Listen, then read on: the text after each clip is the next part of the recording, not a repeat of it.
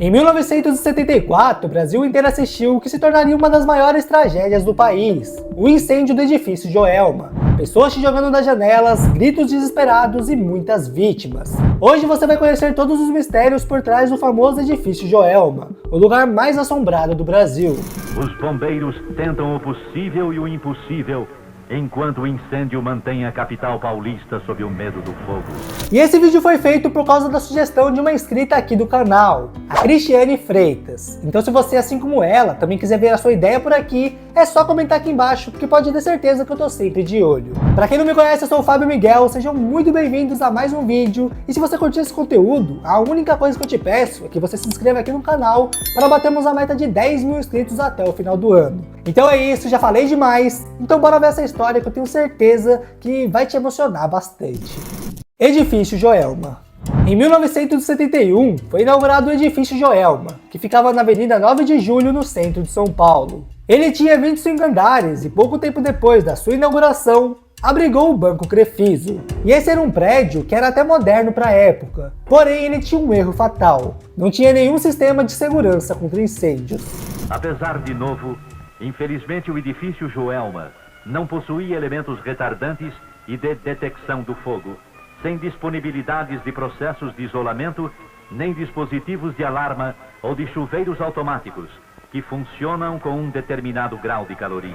As janelas não abriam completamente, não havia escadas de emergência externas e o prédio era cheio de divisórias de madeira e carpetes inflamáveis. E foi na manhã do dia 1º de fevereiro de 1974, pouco antes das 9 da manhã, que um curto-circuito do ar-condicionado lá no 12º andar deu início a um verdadeiro inferno. Em poucos minutos, o fogo se espalhou pelos andares superiores. As pessoas tentavam escapar pelas escadas, mas a fumaça tóxica tomou conta rapidamente. Alguém procura se agarrar à vida, improvisando um jeito de salvar-se. Se o seu sofrimento é imenso, não é menor a expectativa sofrida pelos espectadores que, assustados, acompanham os lances emocionantes que a vítima, revelando incrível vontade de viver, vai praticando. E sem saída, dezenas de pessoas foram para as janelas e começaram a pedir socorro. Algumas foram resgatadas por helicópteros e outras, num puro desespero, se jogaram na tentativa de escapar das chamas. Para vocês terem noção, para elas seria melhor morrer pulando do que morrerem queimadas. Imagina o desespero dessas pessoas. No total, cerca de 187 pessoas morreram e mais de 300 ficaram feridas. Realmente, esse foi um dos casos mais tristes que já ocorreram aqui no país. Gritos de vítimas reclusas, correria de bombeiros, ruas tomadas pelo caos. Era o último dia do jovem edifício Joelma, que tinha apenas 3 anos de existência.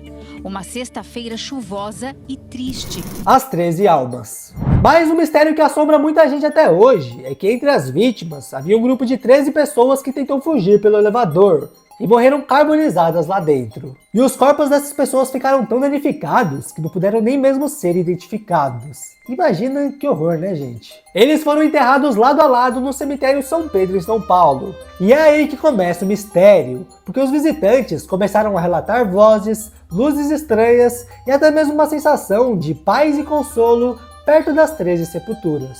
Até hoje, muitas pessoas vão até lá para fazer pedidos ou deixar flores. Elas ficaram conhecidas como as 13 almas de Joelma. Depois do incêndio, o prédio ficou fechado por 4 anos. Em 1978, ele foi reformado e rebatizado de Edifício Praça da Bandeira, numa tentativa de apagar o passado.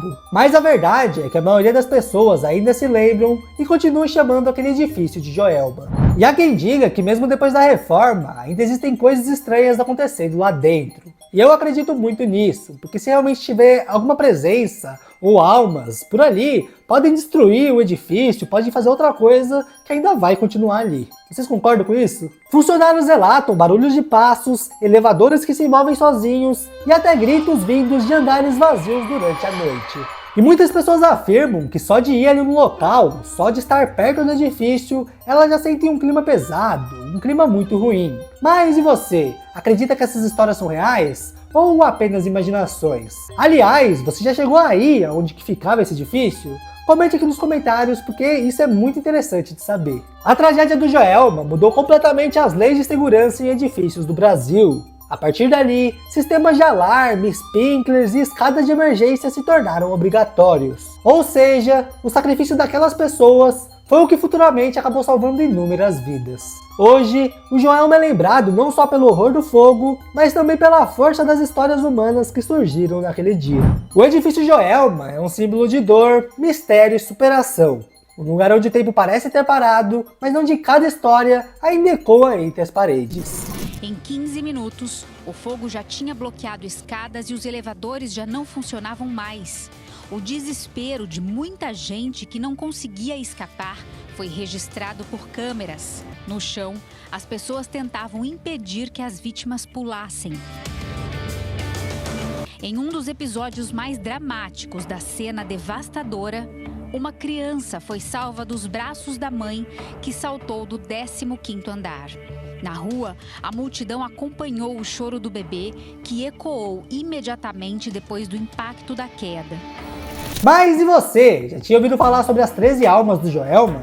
Comente aqui embaixo o que mais te impressionou nessa história toda. Eu peço também que você se inscreva aqui no canal, caso tenham curtido o conteúdo, para chegarmos naquela meta de 10 mil inscritos. Eu tenho certeza que a gente vai bater. Sem dúvidas, essa foi uma história muito pesada e muito triste, e algum dia eu quero ir até esse local para poder gravar e mostrar o que puder mostrar para vocês. Eu acho que seria algo muito interessante. Bom, eu vou indo nessa, espero que você fique bem. E para deixar você felizão, eu vou te fazer um favor. Vou deixar aqui do lado 2 vídeos que eu tenho certeza que você vai gostar bastante. Sério, são vídeos muito bons e eu tenho certeza que você vai se divertir. Então, corre lá.